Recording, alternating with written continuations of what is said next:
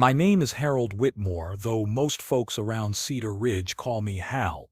I'm 77 years old and I've spent the better part of 5 decades building things that last.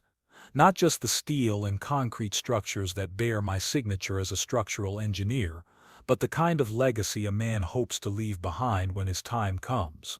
This morning I'm sitting in what used to be my favorite chair in what used to be my den, watching my son Ethan pace back and forth across the Persian rug his mother picked out 32 years ago. The rug's worn thin in places now, just like the patience I've been showing for the way my own family treats me these days. Nina, my daughter-in-law, sits perched on the edge of the couch like a bird ready to take flight, that pinched expression on her face that tells me she's calculating something behind those cold blue eyes. The house feels different now. Not just because Margaret's been gone these past 4 years, though Lord knows her absence echoes through every room like a missing foundation beam.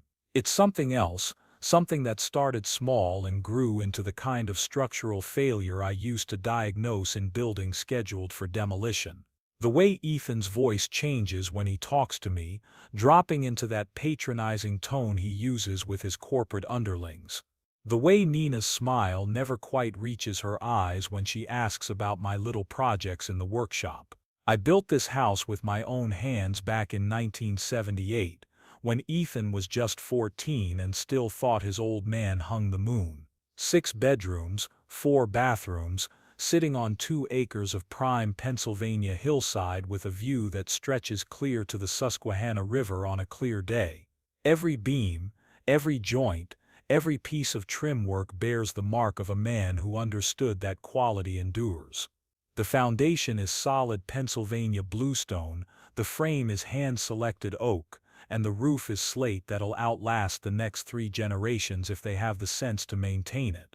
But lately I've noticed things that worry me more than any structural defect. The way Logan, my 22-year-old grandson, looks right through me when he's here, usually with his hand out for gas money or some other expense his parents should have stopped funding years ago. The boy's got no respect for work, no understanding of what it means to build something from nothing. When I try to tell him about the engineering principles that keep this house standing, he just nods and scrolls through his phone like I'm background noise. Jessica's different though. My granddaughter, 25 and sharp as her grandmother ever was, still asks questions about the old days. She wants to know about the bridges I designed, the buildings that still stand downtown with my calculations holding them up. Last week she sat with me for 2 hours while I explained how the load-bearing walls in this house distribute weight through the foundation. Most people would find that boring, but Jessica listened like it mattered, like I mattered. That's what makes this Sunday dinner so particularly painful. Ethan's been building up to something all afternoon, and Nina keeps shooting him those looks that wives give their husbands when they're supposed to be saying something difficult. I've seen enough corporate maneuvering in my day to recognize a setup when I see one. The problem is I'm not sure what they're setting up for. The conversation started innocently enough. Nina asked about my doctor appointments, which have been more frequent lately. Nothing serious, just the usual maintenance an old body requires. But she kept pressing, asking about medications, about whether I was remembering to take them, about whether I felt safe living alone in such a big house. The word safe stuck in my throat like a bone. I've been designing safety into structures for 50 years, calculating load limits and stress tolerances, ensuring that buildings can withstand forces that would flatten lesser constructions. The idea that I might not be safe in my own home, the home I built with engineering precision and love, struck me as both insulting and absurd. Ethan cleared his throat, that nervous habit he's had since childhood. "Dad, we've been thinking," he started, and I knew from those 4 words that whatever came next would be something I didn't want to hear. "This house is awfully big for one person, all these stairs, all the maintenance. Maybe it's time to consider something more manageable. More manageable. Like I'm some kind of failing system that needs to be downsized for efficiency." I kept my voice level, the way I learned to do in city council meetings when someone questioned my engineering reports. "I manage just fine, son. This house was built to last, and I know every inch of it. Nina jumped in then, her voice honey-sweet with fake concern. Of course you do, Harold, but we worry about you rattling around in all these rooms. What if something happened? What if you fell and no one heard you? The irony wasn't lost on me. They were worried about me being alone in emergencies, yet they visited maybe once a month, usually when they needed something. When I had my minor heart episode last spring, it was Mrs. Henderson next door who called the ambulance, not family. When I needed help cleaning out Margaret's closet, it was Jessica who came over with boxes and tissues, not her father. I looked around the dining room at the china cabinet I'd built to display Margaret's good dishes, at the built-in bookshelves that held 40 years of engineering journals and family photographs. Every piece of woodwork in this room came from my hands, cut and joined with the precision that made me one of the most respected structural engineers in 3 counties. The thought of leaving it all behind, of moving into some sterile apartment where I'd be just another old man marking time, made my chest tighten with something that might have been panic. But what Ethan said next made my blood run cold. "We've been looking at some options, Dad. Nice places, well maintained. There's a place called Silver Pines that has an excellent reputation, very comfortable, good medical care on site. Maybe we could take a look just to see what's available." Silver Pines. I knew the place. A nursing home dressed up with fancy landscaping and marketing brochures, but a nursing home nonetheless. The kind of place where old people go to wait for the end, where they eat pureed food and watch game shows and forget they ever built anything worth remembering. The kind of place I'd sworn I'd never end up in, not as long as I had my health and my faculties and my own home to live in. I set down my coffee cup carefully, the way I'd handle a piece of delicate equipment. "Just for a look, you said." Ethan nodded, relief flickering across his face. "Just to see what's available. No commitments, no pressure, just so we're prepared if the time comes when you need more support." The time comes, as if my decline and departure were as inevitable as metal fatigue, as predictable as the failure of an overloaded beam. Maybe they were right. Maybe I was kidding myself about being able to maintain this house, this life, this independence that I'd worked so hard to build and preserve. But as I looked around the table at my family, I realized something that struck me with the force of a structural revelation. None of them knew the most important thing about this house, about my finances, about the life I'd built after they'd all moved on to their own concerns. They thought they were dealing with a doddering old man whose assets were limited to Social Security and a modest pension. They had no idea that Harold Whitmore, structural engineer, former city councilman and shrewd investor, owned this house free and clear, along with a portfolio that would have surprised them considerably. The deed to this house, the house they were so eager to help me abandon, was in my name alone, always had been. And that was just the beginning of what they didn't know about their inconvenient old father. The papers arrived on a Tuesday morning, delivered by a courier who looked like he'd rather be anywhere else. Ethan stood in my foyer with a manila envelope and that same nervous smile he'd worn at Sunday dinner, the one that never quite convinced me he was telling the truth about anything important. "Just some routine paperwork, Dad," he said, spreading the documents across my kitchen table like he was laying out blueprints for a simple renovation. "Medical power of attorney, financial power of attorney, standard stuff that every family should have in place just in case. Just in case." Those 3 words had been haunting me for weeks now, ever since the Silver Pines conversation. Nina hovered behind him, her manicured fingers drumming against the granite countertop I'd installed myself 15 years ago when granite was still expensive and exotic. She kept glancing at her watch like this was just another errand to check off her list between the country club and her book club meeting. I've reviewed more contracts and legal documents in my 77 years than most lawyers see in a decade. Municipal contracts, engineering specifications, liability waivers, construction bonds. I know the difference between standard protective language and the kind of clauses that can strip a man of everything he's worked for. These documents weren't protection. They were a transfer of power carefully worded to make it sound like I'd still have control while giving Ethan and Nina the legal authority to make decisions about my money, my property, my life. The medical power of attorney was straightforward enough. If I became incapacitated, Ethan would make healthcare decisions. That seemed reasonable for a man my age, though I noticed it took effect immediately upon signing, not just in case of emergency. The financial power of attorney was more troubling. It gave Ethan access to my bank accounts, my investment portfolio, my pension, even the authority to sell my property if he deemed it in my best interest. But I was tired. Tired of fighting, tired of being treated like a burden, tired of the way my own family looked at me like I was already gone. Margaret used to say I was too stubborn for my own good, but maybe stubbornness was just another word for principles, and maybe I was too old to keep fighting for principles that nobody else seemed to value. So I signed. Harold Whitmore, P.E. Mean and Uring seal still clear and bold after all these years. The ink was barely dry when Nina swept the papers into her purse with the efficiency of a woman who'd been planning this moment for weeks. The movers arrived the next morning. I was in my workshop trying to finish a birdhouse for Mrs. Henderson's garden when I heard the trucks rumbling up my driveway.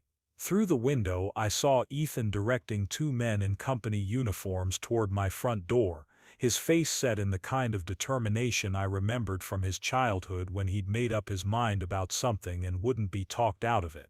"Just a few things, Dad," he said when I confronted him at the door. "Some clothes, your medications, personal items. Just enough for a week or two at Silver Pines while we figure out the next steps." A week or two. The lie tasted bitter in the air between us, but I was too shocked to call him on it.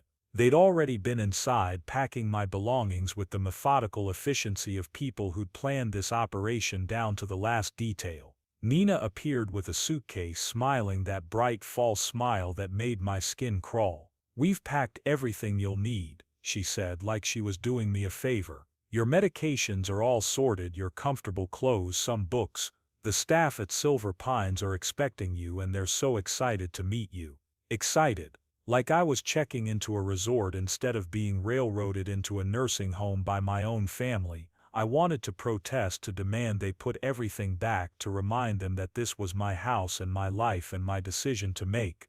But the papers were signed and the legal authority I'd stupidly granted them was already being exercised with corporate efficiency. The ride to Silver Pines was the longest 20 minutes of my life. Nina drove my own car, chattering about the facility's amenities like a tour guide, while I sat in the passenger seat of my 1998 Buick LeSabre and watched Cedar Ridge disappear behind me. 43 years I'd lived in this town, serving on the city council, designing the municipal building, coaching Little League when Ethan was young. Now I was being driven away from it all by a woman who'd spent 20 years making it clear I was an inconvenience in her perfectly ordered life. Silver Pines looked exactly like I'd expected. Fake colonial architecture with vinyl siding and aluminum shutters designed to look homey and familiar while being cheap to maintain. The lobby smelled like industrial disinfectant and dying flowers, despite the fresh arrangements that probably cost more than most people's weekly groceries. The staff wore bright uniforms and brighter smiles, the kind of forced cheerfulness that made my teeth ache. Mr. Whitmore, the admissions director, a woman named Karen with highlighted hair and too much makeup, greeted me like I was a celebrity. "We're so pleased you've decided to join our Silver Pines family. Your son has told us so much about you." My son, who hadn't visited me more than once a month for the past 2 years, who knew nothing about my daily routines or my interests or the projects that kept me busy. Whatever he'd told them about me was filtered through Nina's perspective, colored by their shared belief that I was a declining old man who needed to be managed like a failing business.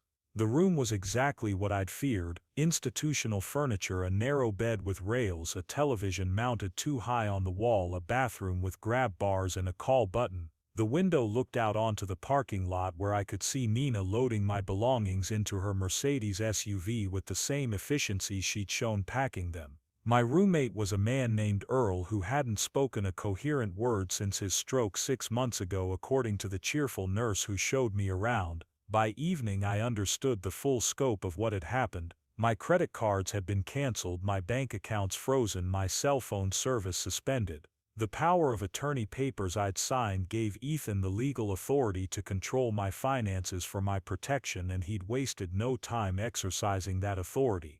I was effectively a prisoner in a facility I'd never chosen, with no access to the resources I'd spent a lifetime accumulating. The staff treated me with the kind of professional kindness reserved for people who no longer had any real agency in their own lives. They helped me with tasks I'd been managing perfectly well for decades, spoke to me in voices they might use with a confused child, and scheduled my days around activities I had no interest in pursuing. Arts and crafts, television time, supervised walks around the facility's small garden, but I wasn't ready to give up.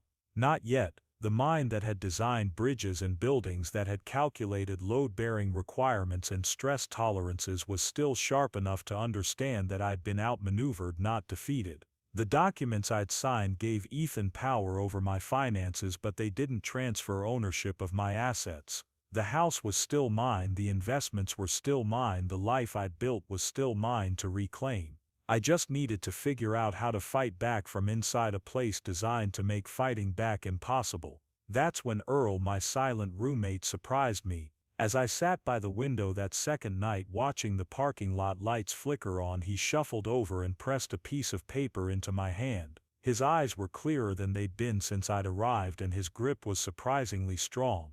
"You don't belong here," he whispered, his voice rusty from disuse. "Call Sheila." The paper contained a phone number and a name: Sheila Morrison, attorney at law. I didn't recognize the name, but Earl's moment of clarity felt like a lifeline thrown to a drowning man. Whoever Sheila Morrison was, she represented something I'd almost forgotten existed: hope. The first photograph showed up on Nina's Facebook page 3 days after they'd deposited me at Silver Pines. She'd posted it with a caption that made my blood pressure spike. "Finally getting settled in our new home. So grateful for this fresh start." The picture showed her and Ethan standing in my front hall. The hall I'd designed, with a cathedral ceiling and a handcrafted oak staircase that took me 2 months to build. Their new home. The words burned in my chest like acid reflux, but worse. I was sitting in the Silver Pines common room using their public computer during the 30 minutes of supervised internet time they allowed residents, when I discovered my life was being systematically erased and replaced. Every photograph Nina posted was another knife twist. Her coffee mug on my kitchen counter, Ethan's briefcase on my desk, Logan sprawled across my leather recliner, the one Margaret had given me for my 60th birthday. I tried calling the house that afternoon using the payphone in the lobby. The number I'd dialed thousands of times over the past 43 years was suddenly blocked, redirected to some automated message about the number being temporarily out of service.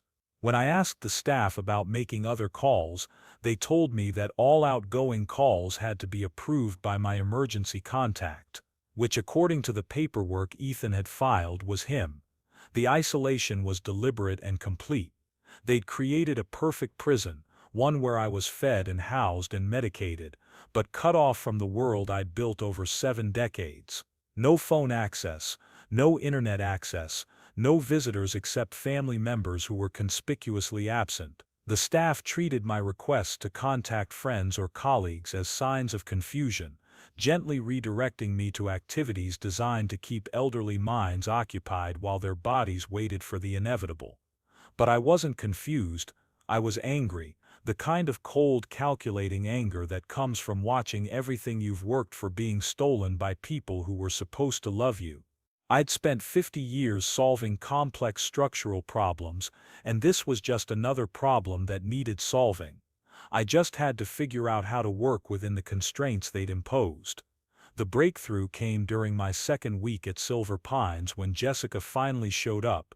She slipped into the common room during dinner time when most of the staff was busy with meal service, and found me sitting by the window with a book I wasn't really reading.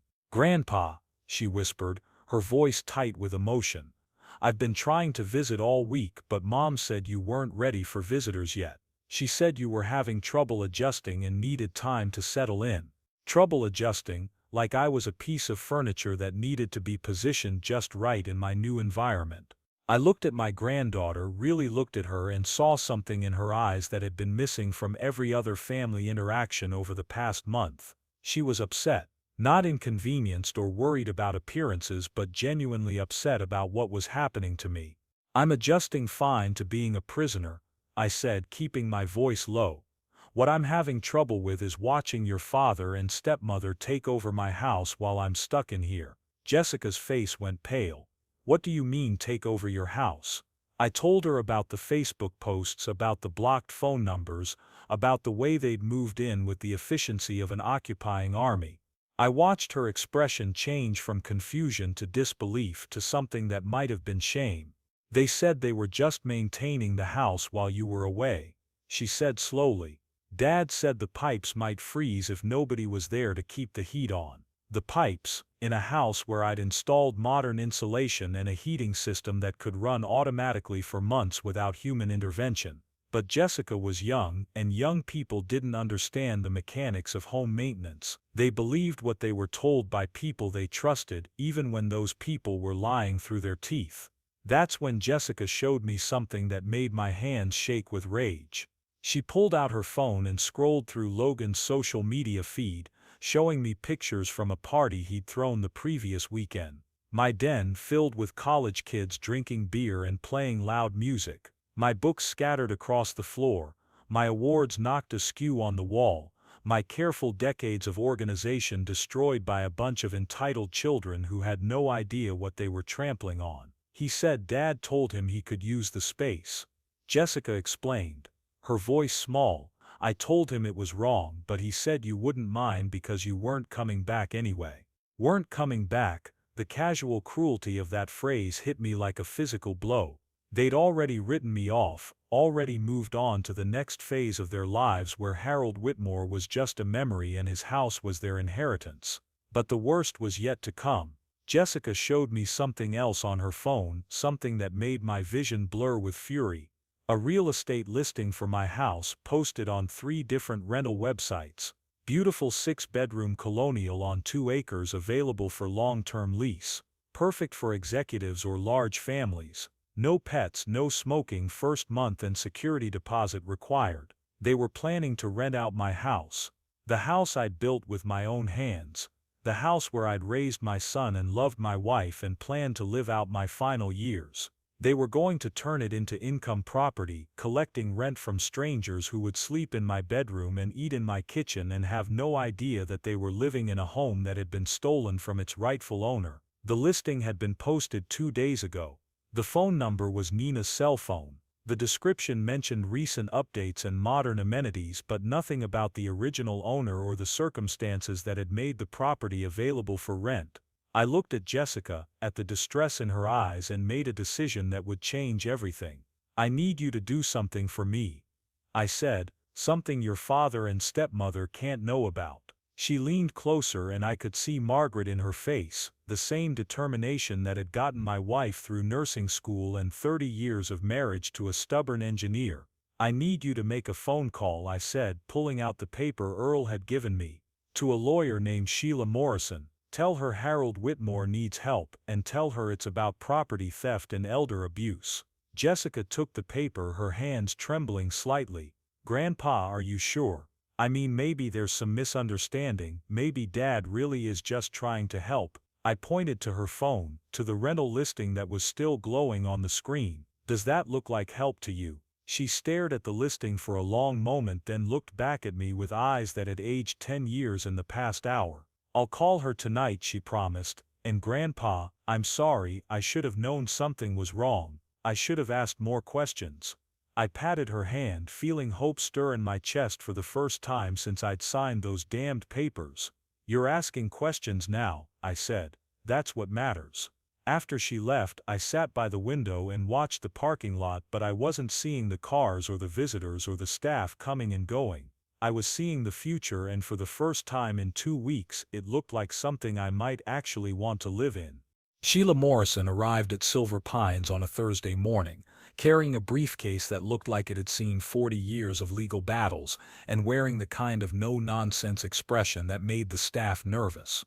She introduced herself to the front desk as my niece from Pittsburgh visiting for the day, and nobody questioned the story. Why would they?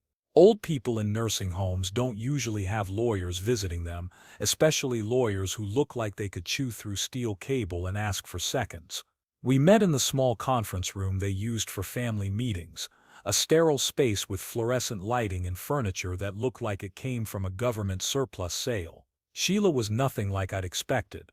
She was probably in her mid-60s, with silver hair pulled back in a practical style and eyes that missed nothing. When she spoke, her voice carried the authority of someone who'd spent decades fighting for clients who couldn't fight for themselves. "Earl Patterson sends his regards," she said, settling into the chair across from me. "He was my client about 10 years ago when his children tried to pull the same stunt your family's pulling now. We got him out of a place just like this one and back into his own home, where he lived independently for another 8 years before he actually needed care." Earl Patterson, so my roommate had been through this before, had found a way out of the trap I'd walked into. That explained the moment of clarity, the note with Sheila's number. He'd recognized the signs because he'd lived through them himself. "Tell me about the house," Sheila said, pulling out a yellow legal pad. "Who owns it, how long you've lived there, what kind of documentation you have." I told her everything. About building the house in 1978, about the deed that was in my name alone, about the 43 years of mortgage payments I'd made without ever missing one, about the property taxes I'd paid religiously, the improvements I'd made, the life I'd built within those walls. She took notes in shorthand, asking sharp questions that told me she understood exactly what kind of game Ethan and Nina were playing. "The power of attorney documents give them authority to manage your finances," she said when I finished. "But they don't transfer ownership of your assets. Your house is still your house.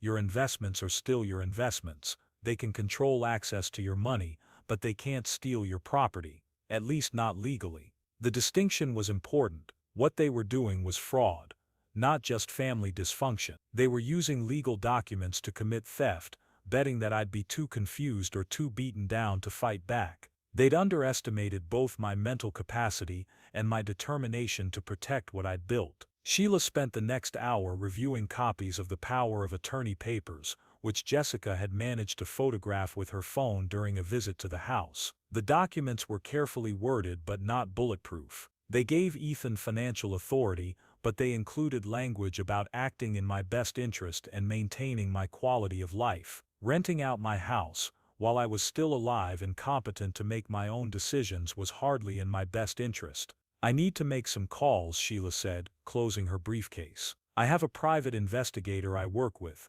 someone who specializes in financial abuse cases. If your son and daughter-in-law are planning to rent out your house, there's probably a paper trail we can follow. Bank records, rental agreements, maybe even evidence of them using your assets for their own benefit." The thought of a private investigator digging into my family's finances should have bothered me more than it did. But I was past the point of worrying about privacy or family loyalty. They'd declared war on me the moment they'd moved into my house, and I intended to fight back with every weapon at my disposal. That evening Jessica visited again, this time with something that made my heart race. She'd brought me a burner phone, one of those prepaid cell phones that couldn't be traced or monitored. She'd hidden it in a box of homemade cookies, the kind of innocent gift that wouldn't raise suspicions with the staff. "I bought it with cash," she whispered, showing me how to use the basic functions. "The number's programmed in there along with Mrs. Morrison's office number.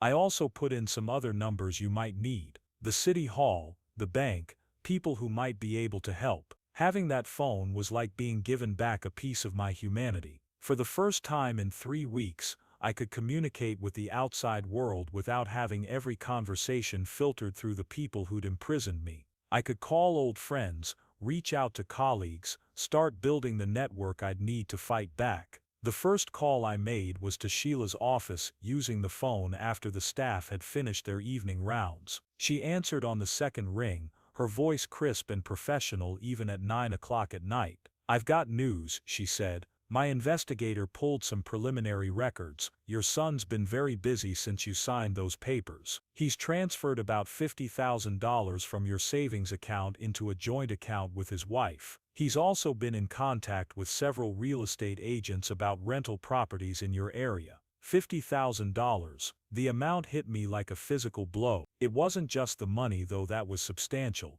It was the betrayal, the casual way they'd helped themselves to my life savings while I was locked away in a place designed to make me feel helpless. There's more, Sheila continued. The property transfer documents they filed with the county have some irregularities. It looks like they may have forged your signature on some of the paperwork. If we can prove that, we've got them on felony charges, not just civil violations. Forgery. The word tasted bitter in my mouth, but it also tasted like justice. They'd been so confident in their plan, so certain that I was too old and too confused to fight back, that they'd gotten sloppy. They'd left evidence of their crimes in official records, thinking nobody would ever look closely enough to catch them. What do we do next? I asked. We build a case, Sheila said, quietly, carefully, and with enough evidence to bury them in court. Can you hang on in there for a few more weeks while we gather what we need? I looked around the sterile conference room, thought about my narrow bed and my silent roommate and the daily humiliations of institutional living.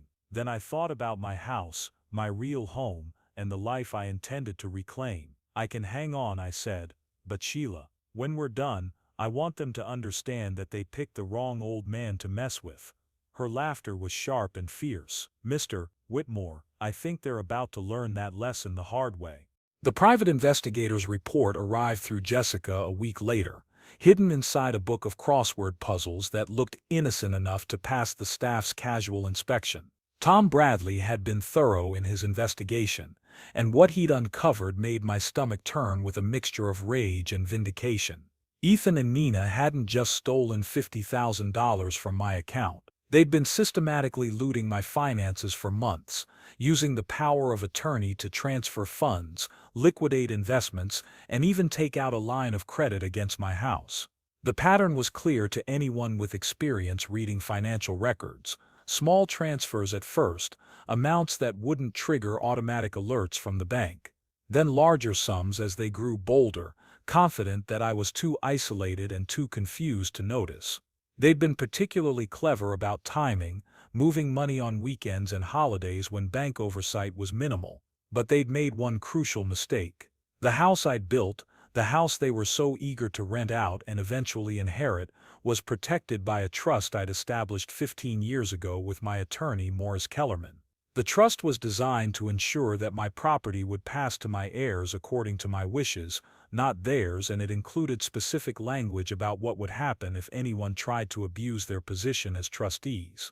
More importantly, the trust included a provision that would immediately revoke Ethan's authority if he used his position to enrich himself at my expense. The $50,000 he'd transferred, the line of credit he'd taken out, the rental scheme he was planning, all of it was documented evidence of exactly the kind of self-dealing that would trigger the trust's protective clauses.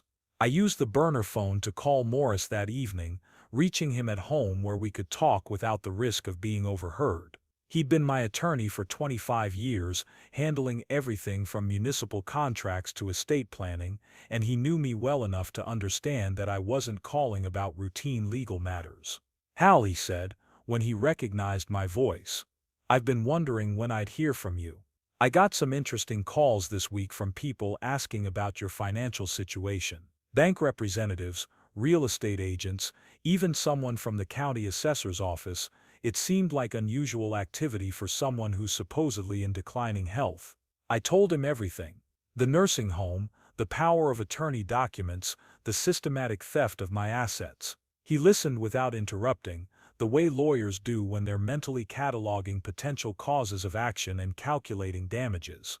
"The good news," he said, when I finished, "is that most of what they've done is reversible. The money transfers can be tracked and recovered.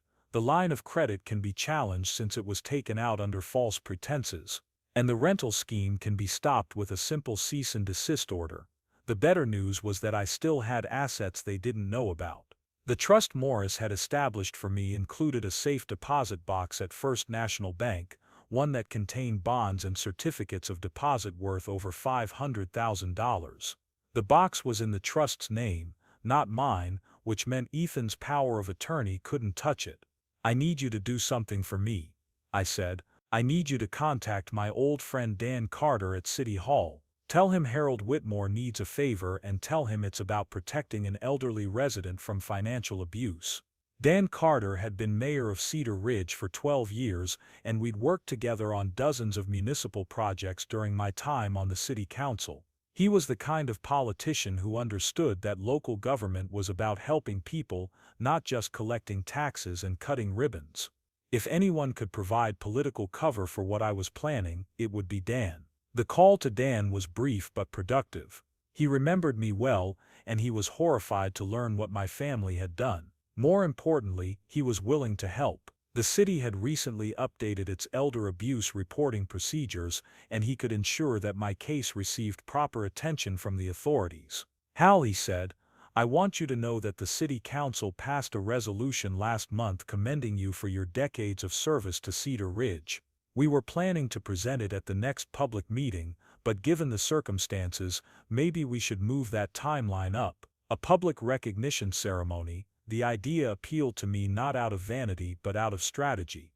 If the city council was honoring me for my contributions to the community, it would be harder for Ethan and Nina to maintain their narrative that I was a confused old man who needed to be managed for his own good. Over the next few days, I began building what I thought of as my war room. Using the burner phone, I reached out to old friends and colleagues, people who'd known me during my professional prime and could testify to my competence and character. I contacted my bank, my investment advisor, even the contractor who'd done recent work on my house. Each conversation added another piece to the puzzle, another witness who could confirm that Harold Whitmore was not the declining invalid his family claimed he was. The most satisfying call was to George Patterson, the contractor who'd updated my electrical system last year. He remembered me well, and he was appalled to learn that someone was claiming I was incompetent to manage my own affairs. "Mr. Whitmore," he said, "you spent 3 hours with me going over those electrical plans, pointing out code violations and suggesting improvements. You knew more about current electrical standards than most contractors I work with. Anyone who says you're not competent to manage your own business doesn't know what they're talking about." George agreed to provide a written statement about my mental acuity, and he promised to spread the word among the local contractor community. In a town like Cedar Ridge, word travels fast, and I wanted everyone to know that Harold Whitmore was fighting back. The breakthrough came when Morris called me back with news that changed everything. The trust documents included a provision I'd forgotten about, one that would automatically restore my full legal authority if I could demonstrate that my designated trustee had acted against my interests. The evidence Tom Bradley had gathered was more than sufficient to trigger that provision.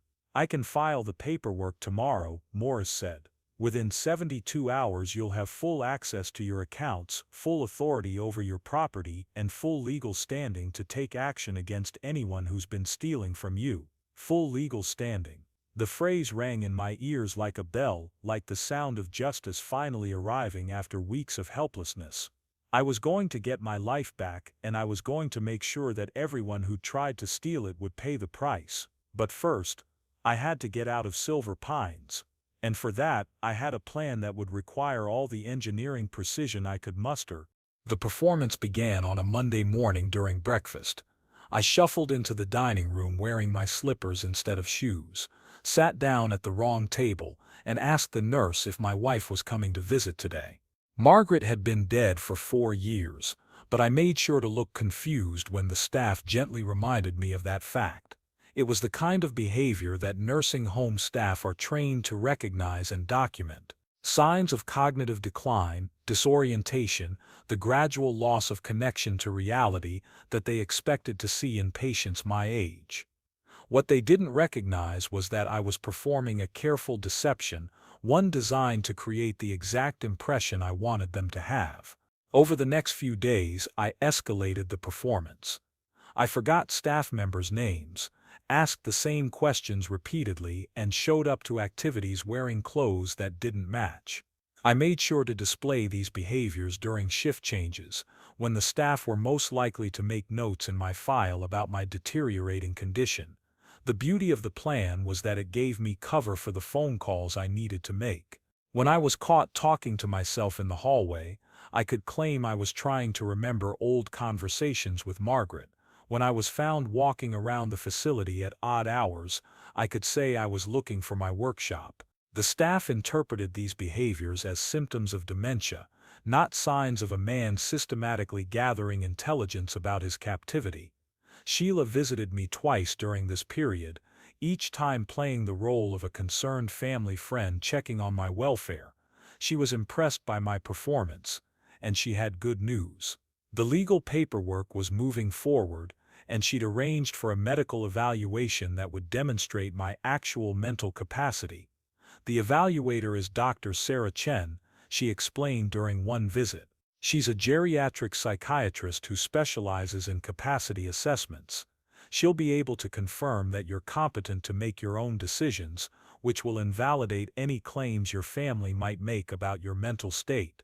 Dr. Chen's evaluation was scheduled for the following week, but I had no intention of waiting that long. The burner phone had given me access to information about Silver Pines that I'd never have learned as a compliant patient. I knew the shift schedules, the security procedures, the gaps in oversight that could be exploited by someone with the right knowledge. More importantly, I'd used the phone to make arrangements for my life after Silver Pines. Morris had helped me set up a limited liability company, Cedar Ridge Properties LLC, that could lease apartments and provide financial services without being traced directly to Harold Whitmore. The company had already secured a furnished apartment in downtown Cedar Ridge, complete with a post office box and a separate bank account. The apartment was perfect for my needs. It was in a modern building with security cameras and controlled access, making it difficult for unwanted visitors to bother me. It was also within walking distance of Morris's office, the courthouse, and the bank where my trust maintained its safe deposit box. Everything I needed to reclaim my life was within easy reach. The escape itself was almost anticlimactic. I'd been studying the staff routines for weeks, and I knew that Tuesday afternoons were the shift supervisor's day off. The replacement supervisor was inexperienced and easily distracted, especially when dealing with multiple residents who needed attention. I created my own distraction by staging a minor medical emergency. Nothing dangerous, just a carefully planned episode of chest pains that would require the staff to call for an ambulance and focus all their attention on my apparent crisis. While they were busy taking my vital signs and filling out paperwork, I slipped out through the kitchen delivery entrance where Jessica was waiting with a car. The ride to my new apartment was the first time I'd felt truly free in over a month. Jessica drove carefully, checking her mirrors for any sign that we were being followed, while I sat in the passenger seat and watched Cedar Ridge unfold around me like a town I was seeing for the first time. "Are you sure this is going to work, Grandpa?" she asked as we pulled into the parking garage of my new building. "I mean, won't they report you missing? Won't Dad and Mom try to find you?" I smiled at her concern, but I wasn't worried about being found. The Harold Whitmore who'd been checked into Silver Pines was a confused old man who needed constant supervision. The Harold Whitmore who'd just walked out was a competent adult who'd been illegally detained against his will. The difference was crucial, and it was one that would be documented by Dr. Chen's evaluation. The apartment was everything I'd hoped for. Clean, modern, with a view of the river and enough space for the life I was planning to rebuild. Jessica had helped me arrange for basic furnishings and supplies, and Morris had ensured that all the utilities were connected and the rent was paid in advance. But the most satisfying moment came when I opened the safe deposit box at First National Bank. The bonds and certificates of deposit were exactly where I'd left them, untouched by Ethan's financial manipulations. $500,000 in conservative investments, earning steady income and providing the foundation for the next phase of my life. I also retrieved some documents that would be crucial for the legal battles ahead. The original deed to my house, which clearly showed my sole ownership, insurance policies that demonstrated the property's value, investment records that proved my financial competence, everything I needed to demonstrate that I was not the helpless victim my family had portrayed. That evening I made the phone call I'd been planning for weeks. I called Ethan's office using the burner phone to ensure the call couldn't be traced, and left a message with his secretary. "This is Harold Whitmore," I said in my clearest, most professional voice. "Please tell Mr. Whitmore that his father has some legal documents that need his immediate attention. He can expect to hear from my attorney within the next 24 hours. I hung up before she could ask any questions, but I could imagine the confusion in her voice.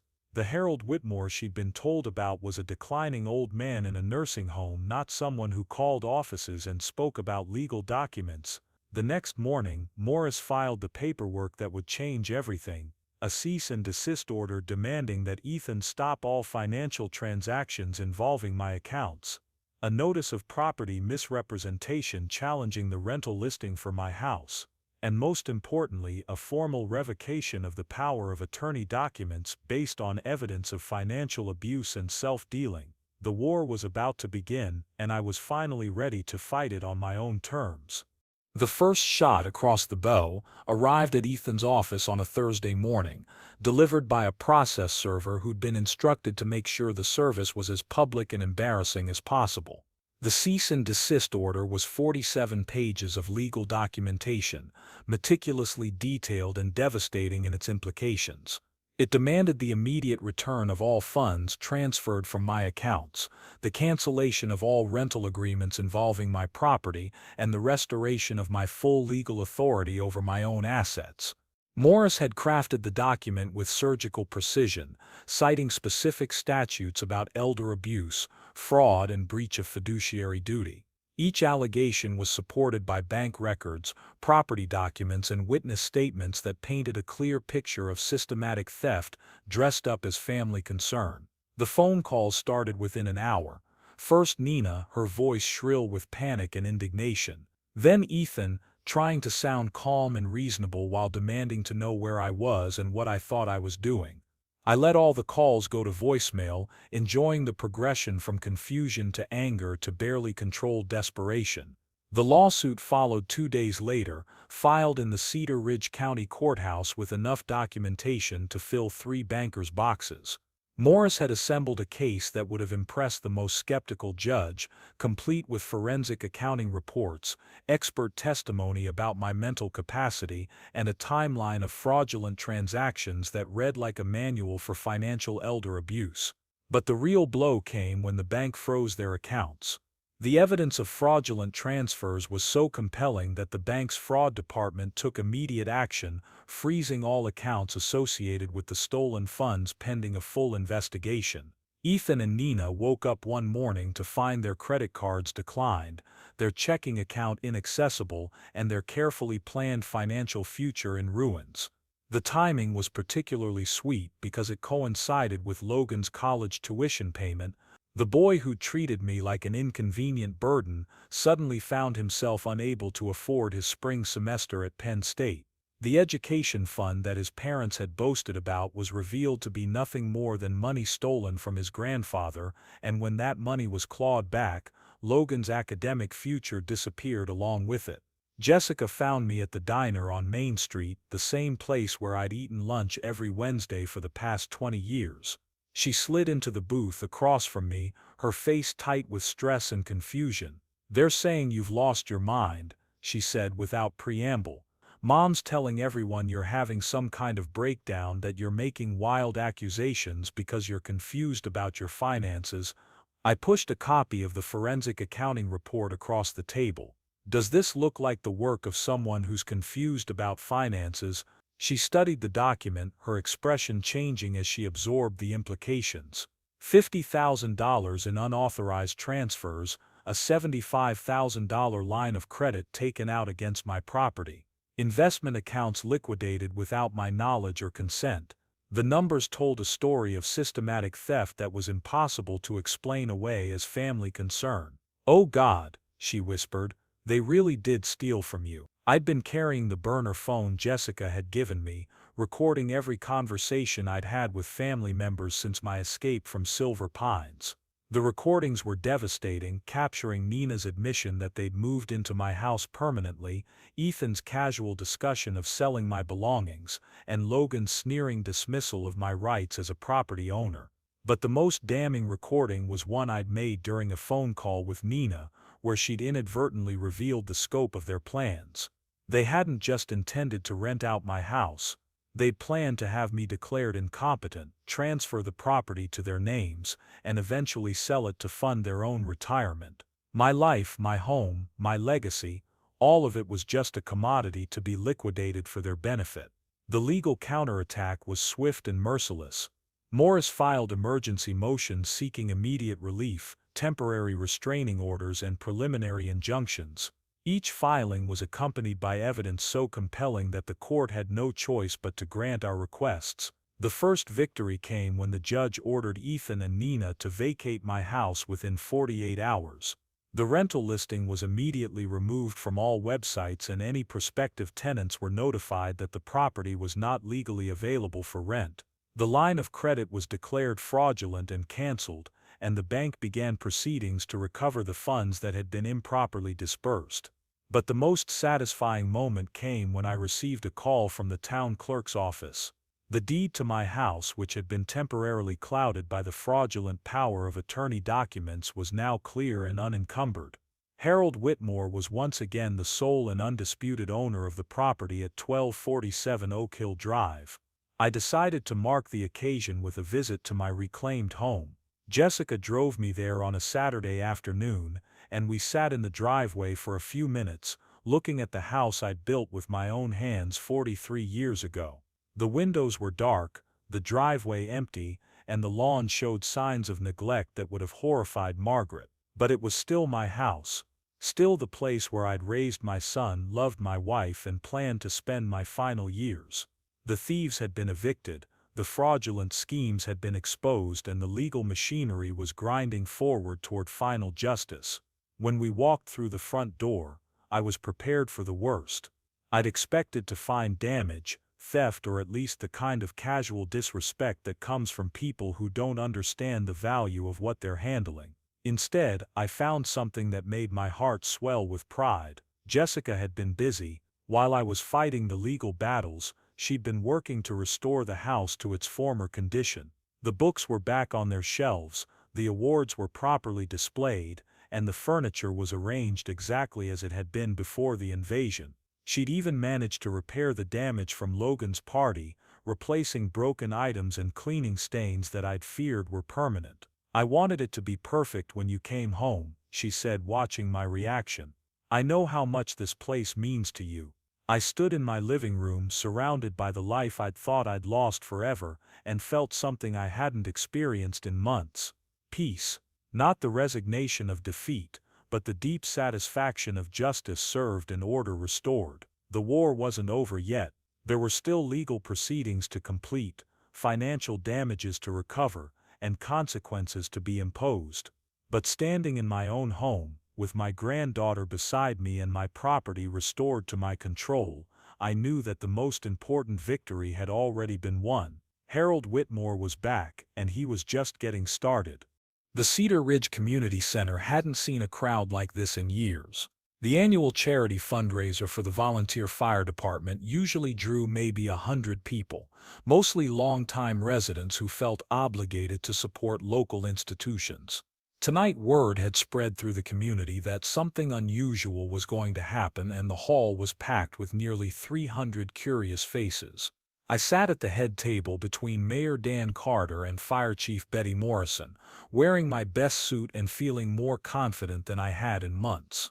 Sheila sat nearby, close enough to provide support but far enough away to maintain the appearance that this was a community event, not a legal proceeding. The audience included people I'd known for decades. Business owners, contractors, city employees, neighbors who remembered when I'd served on the council and helped design the municipal building. But scattered throughout the crowd were faces that made my pulse quicken. Ethan and Nina, sitting near the back with expressions of barely controlled panic. Logan slouched in his chair like he'd rather be anywhere else. And in the front row, Jessica, her face glowing with pride and anticipation. Mayor Carter introduced me with the kind of glowing biography that made me sound like a combination of Thomas Edison and Jimmy Stewart. 50 years of engineering excellence, decades of public service, a man who'd helped build the modern infrastructure that Cedar Ridge depended on. The audience applauded politely, but I could see the questions in their eyes. Why was Harold Whitmore, who'd supposedly been in declining health, standing at the podium looking sharp and competent? I began with the speech I'd prepared, thanking the community for their support and outlining the fire department's needs for the coming year. Standard fundraiser material designed to put the audience at ease and demonstrate that I was entirely capable of coherent public speaking.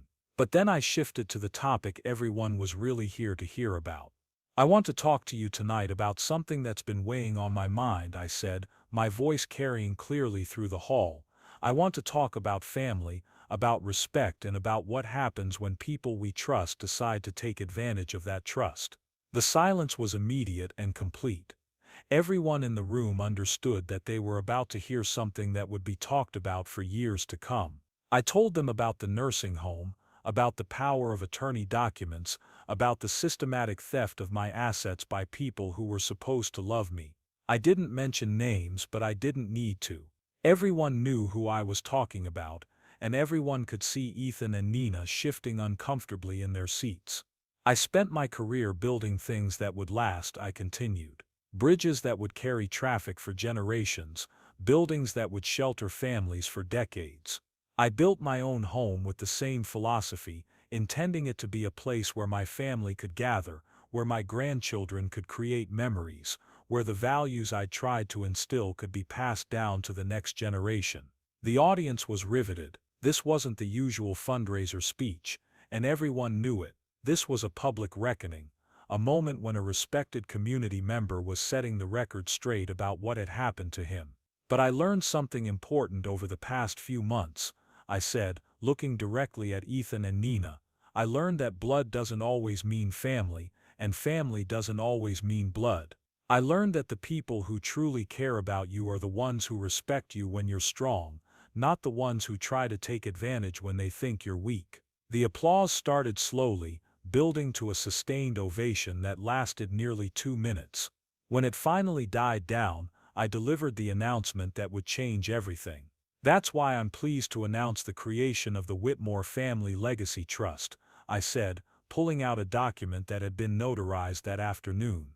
This trust will provide scholarships for local students pursuing engineering and technical careers, with a special emphasis on young people who understand the value of hard work and respect for their elders.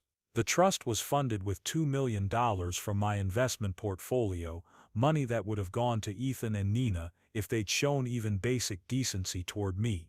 Instead, it would support young people who shared my values, who understood that education was a privilege to be earned, not a right to be assumed. But the real punch came with the next announcement. The trust will be administered by my granddaughter, Jessica Whitmore, who has shown me that the values I tried to teach are not lost on everyone in the younger generation.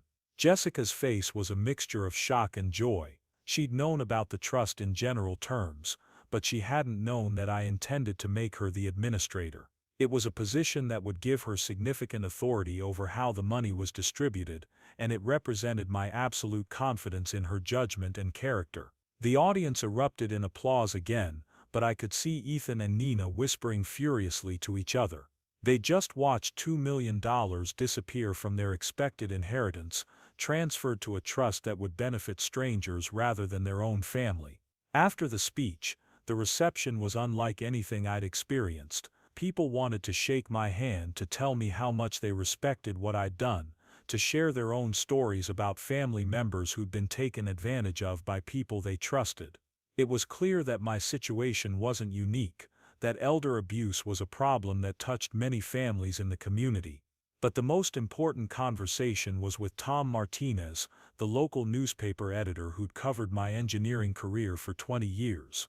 He was fascinated by the story and wanted to do a feature article about elder abuse and financial exploitation. "This is bigger than just your situation, Harold," he said. "This is about a pattern of behavior that affects thousands of families. People need to know what to watch for, how to protect themselves, and what resources are available when things go wrong.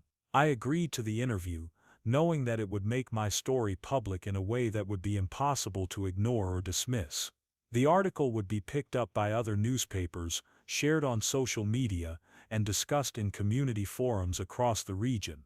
As the evening wound down, I noticed that Ethan and Nina had left without speaking to me.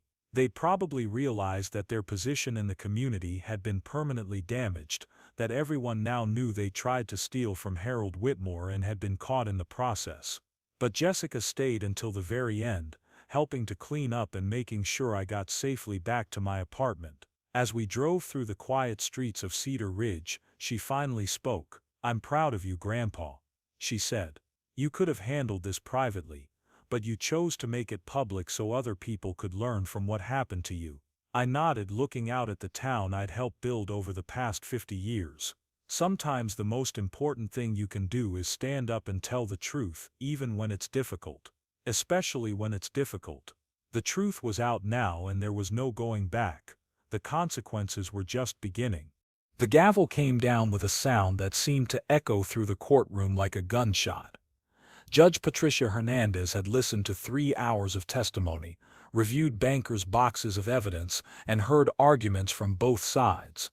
Her decision was swift, decisive, and utterly devastating to Ethan and Nina's carefully constructed narrative.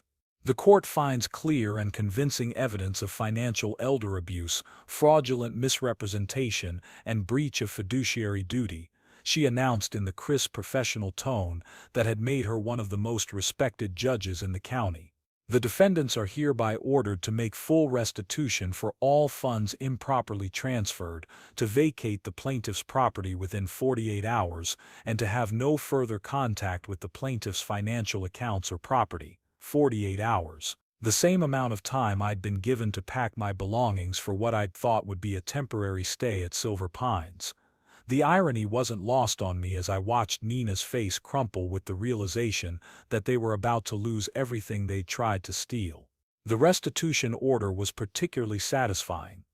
Not only did they have to return the $50,000 they'd taken from my accounts, but they were also liable for interest, court costs, and attorney fees. The total came to nearly $80,000, money they didn't have because they'd been living beyond their means for years. But the real punishment was the public humiliation. The Cedar Ridge Gazette had run Tom Martinez's article the day before the hearing, and the story had been picked up by newspapers across Pennsylvania. "Local family steals from elderly father" wasn't the kind of headline that enhanced anyone's reputation, especially in a small town where everyone knew everyone else's business.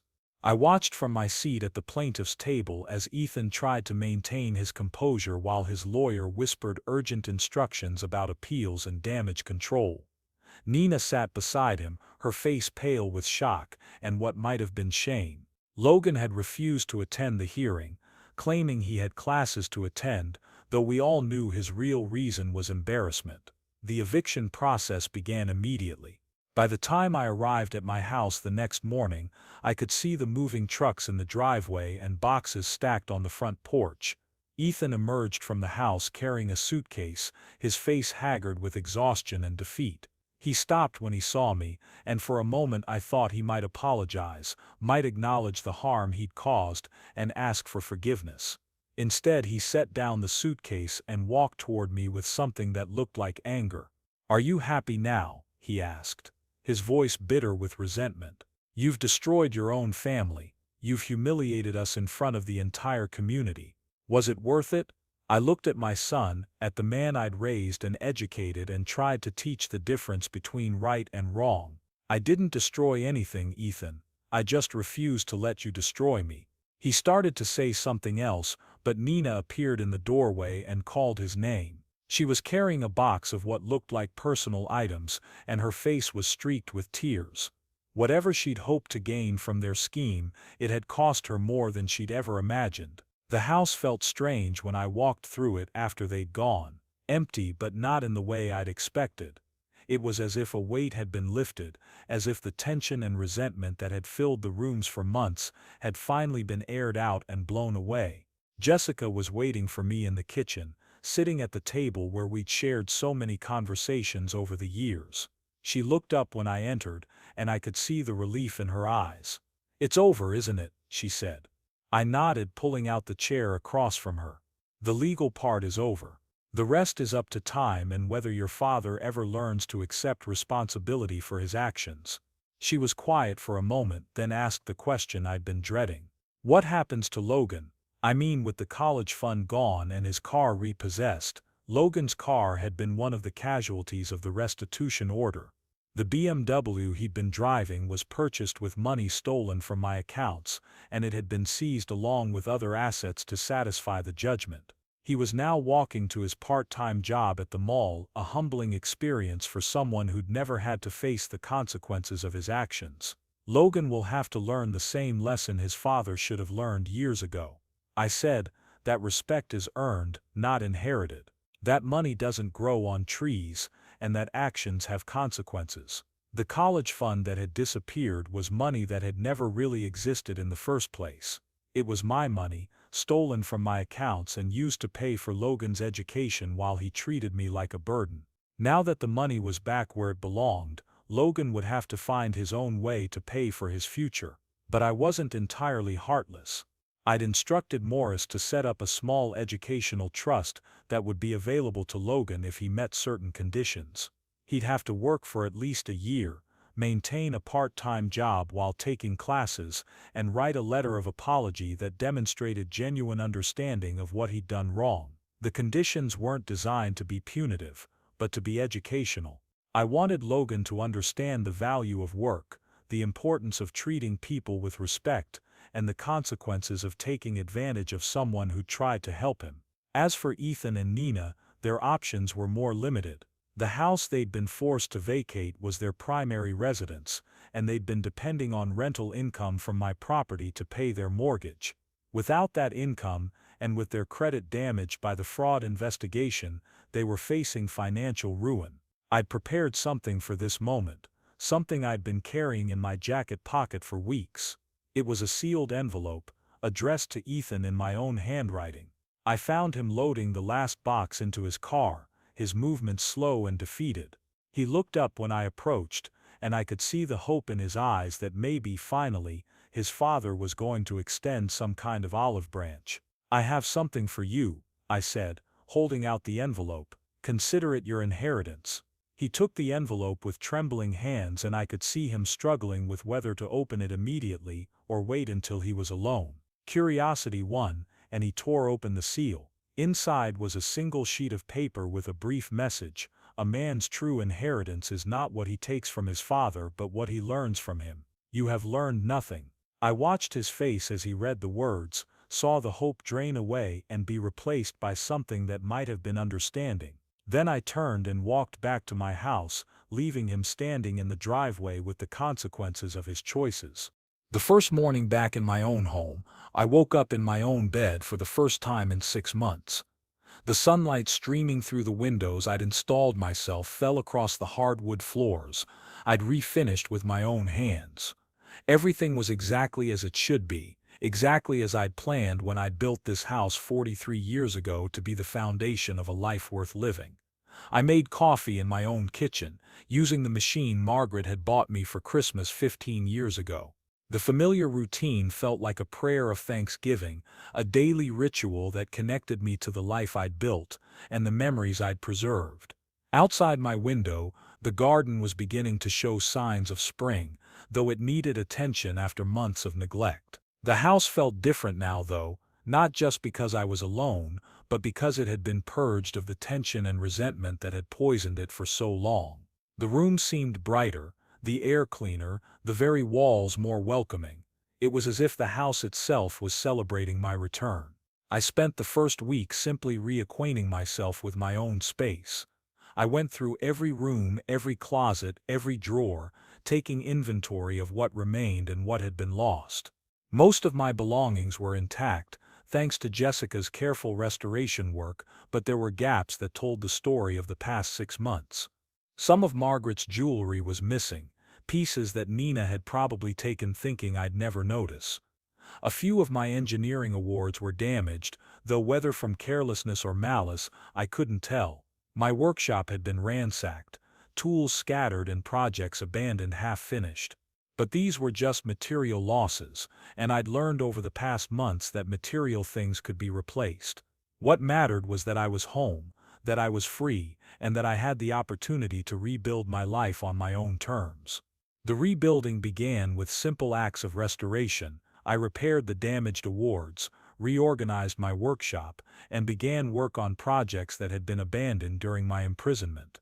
Each task was a small victory, a declaration that Harold Whitmore was not only alive but thriving. But I wasn't interested in living as a hermit. I'd learned too much about the value of community, about the importance of relationships built on mutual respect rather than obligation.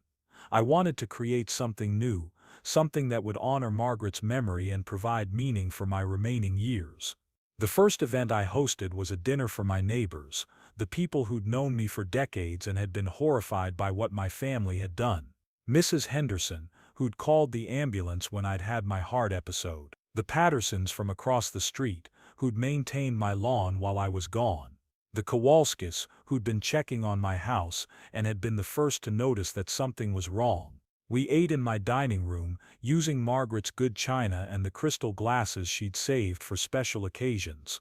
The conversation was lively, filled with stories and laughter, and the kind of warmth that comes from people who genuinely care about each other. It was the kind of gathering that Margaret would have loved, the kind of evening that made a house feel like a home. The dinner was so successful that I decided to make it a regular event. Every month I'd host a gathering for different groups, veterans from the VFW, where I'd maintained my membership for 20 years, fellow engineers from the local society, city council members and municipal employees I'd worked with over the years. The house began to feel alive again, filled with purpose and friendship. People started calling it the Whitmore House, as if it had become a local institution rather than just a private residence. The basement recreation room that had been Logan's party venue became a meeting space for the veterans group. The sunroom where Margaret had grown her orchids became a quiet corner for reading and conversation. Jessica visited every weekend, usually bringing friends or colleagues who were curious about her grandfather's story. She'd become something of a local celebrity herself, the granddaughter who'd stood up to her own parents to help her grandfather reclaim his life. Her role as administrator of the Whitmore Family Legacy Trust was giving her experience in financial management and community service that would serve her well in her own career. But the most meaningful project was the one I'd kept secret until everything was ready. I'd been working with Morris and a local architect to design a legacy that would outlast my own life, something that would ensure that the values I'd tried to teach would continue to influence future generations. The announcement came during a community meeting in my dining room, with Jessica, Morris and Mayor Carter present as witnesses.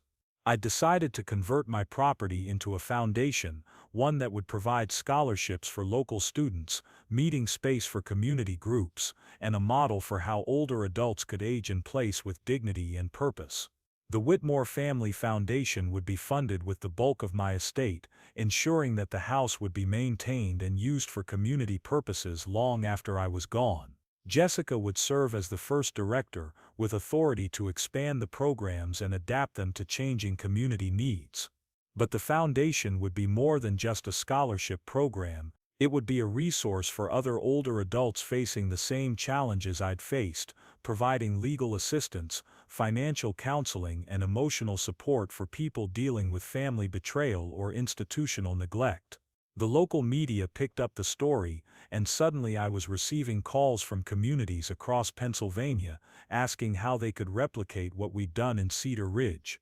Television reporters wanted to interview me about elder abuse and financial exploitation. Universities invited me to speak about the importance of intergenerational respect and community support. I accepted some of these invitations, but carefully. I wasn't interested in becoming a celebrity or a professional victim. I wanted to share what I'd learned about fighting back, about the importance of planning ahead, and about the resources available to people who found themselves in similar situations. The speaking engagements led to other opportunities. I was appointed to the State Commission on Elder Abuse, where I could help shape policies that would protect other older adults from the kind of exploitation I'd experienced. I consulted with law enforcement agencies about investigating financial crimes against the elderly. I worked with banking institutions to develop better safeguards against fraudulent power of attorney abuse. But the most satisfying moments were the quiet ones, the everyday interactions that reminded me why I'd fought so hard to reclaim my life. Morning coffee in my own kitchen, watching the sunrise over the garden Margaret had planted. Afternoon conversations with neighbors who stopped by to check on me, evening phone calls with old friends who'd heard about my story and wanted to reconnect. Jessica was particularly proud of the garden project we'd undertaken together. We'd expanded Margaret's original design, adding raised beds that would be easier for older adults to maintain. The garden was becoming a model for how communities could help older residents remain independent and engaged.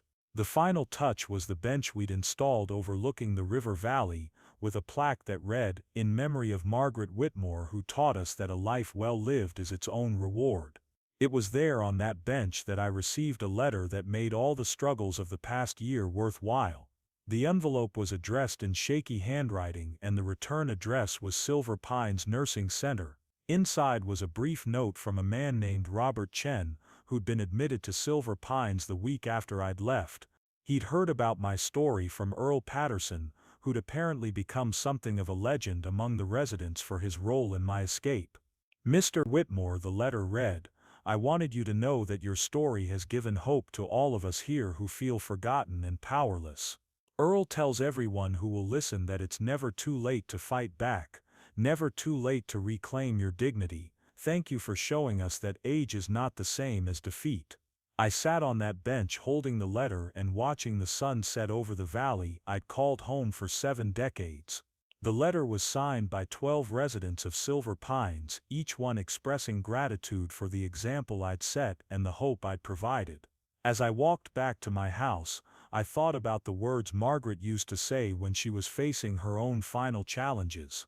"A life well lived is its own reward." I'd always thought she was talking about the past, about the accumulation of good deeds and happy memories. But now I understood that she was talking about the present, about the daily choice to live with purpose and dignity, regardless of age or circumstances. I'd been given a second chance to live well, and I intended to make the most of every day I had left. The house was quiet when I went inside, but it was the comfortable quiet of a home where someone belonged. I made my evening coffee, sat in my favorite chair and opened the newspaper to read about a world that still had problems to solve and communities that still needed people willing to fight for what was right. Tomorrow would bring new challenges, new opportunities to make a difference. But tonight, I was simply Harold Whitmore, sitting in his own house, master of his own fate, and at peace with the life he'd built and the legacy he'd leave behind.